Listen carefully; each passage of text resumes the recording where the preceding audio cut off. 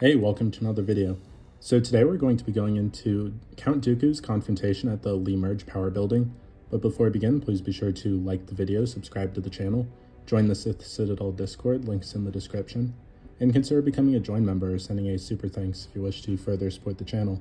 Otherwise, let's jump straight into it. The political machinations of Darth Sidious had set in motion events that would forever alter the fate of the galaxy. Though the Trade Federation's army suffered defeat, and Viceroy Gunray was captured by Queen Amidala's forces, the greater loss came in the death of Jedi Master Qui-Gon Jinn, struck down by the Sith assassin Darth Maul.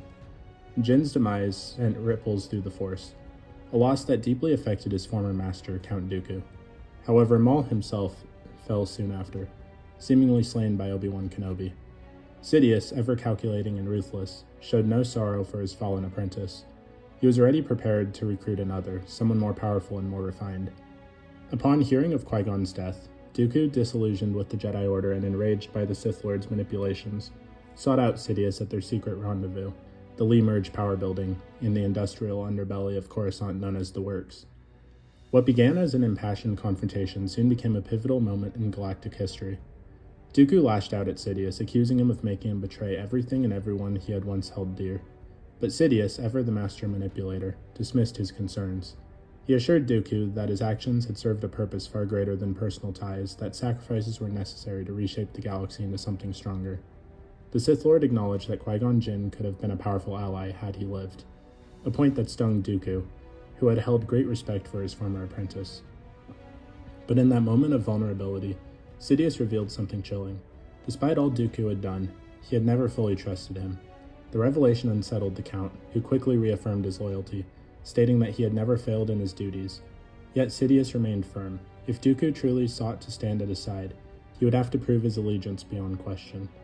What neither of them realized was that Jedi Master Yaddle, a member of the Jedi High Council, had secretly followed Dooku. Emerging from the shadows, she urged him to turn back, to help her defeat Sidious, and undo the damage that had been done. For a moment Dooku hesitated, caught between his old life and the dark path before him. But Sidious would not allow doubt. He commanded Dooku to kill Yaddle, a final test of loyalty from which there could be no return.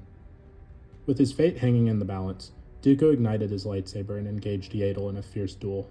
Though she fought with immense skill and determination, Dooku's formidable prowess in combat quickly gave him the upper hand.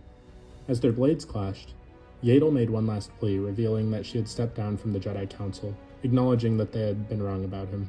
But it was not enough. Sidious watched, grinning as Dooku pressed the attack. In the battle's final moments, Dooku slammed Yaddle into the frame of a massive doorway and used the Force to pull the lever, causing the door to crash down on her. For a moment, he believed it was over. He stood there, breathing heavily, realizing the gravity of what he had done. But Yaddle, summoning the last reserves of her strength, lifted the door with the Force, revealing herself battered but alive. She collapsed at his feet, exhausted and defenseless. It was then that Dooku made his choice. With the final decisive strike, he drove his lightsaber through her. Sidious, satisfied, stepped forward and placed a hand on Dooku's shoulder, congratulating his friend and new apprentice. At that moment, Dooku ceased to be the Jedi he once was. He was embraced as his new identity as Darth Tyrannus. As Darth Tyrannus, Dooku became Sidious's key agent in unfolding the Sith plot. Meanwhile, Sidious himself continued to consolidate power. Following the defeat of the Trade Federation, Palpatine secured his position as Supreme Chancellor of the Republic. He attended Qui-Gon Jinn's funeral, publicly mourning the fallen Jedi, while secretly reveling in the war's outcome. However, another piece of the Sith's grand plan fell into place.